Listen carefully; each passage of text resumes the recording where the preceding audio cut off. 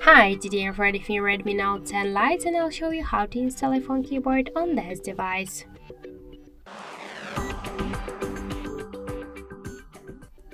So first let's open Play Store application and in the search bar we should enter Green Apple Keyboard.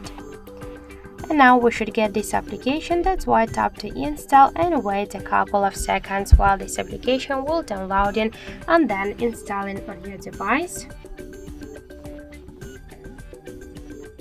So after that, just tap to open the app, click Enable in Settings and near Green Apple Keyboard tap once on the switcher, then tap twice to OK and go back. Here click to switch input methods and switch your currently keyboard to Green Apple Keyboard, tap to OK. So now we can see that the process is finished, so let's use the search to see the new look of our keyboard, and we can see that this keyboard is so close to the iPhone 1 as all of these emojis. So that's it, thank you for watching, and if you find this video helpful, don't forget to leave a like, comment and to subscribe our channel.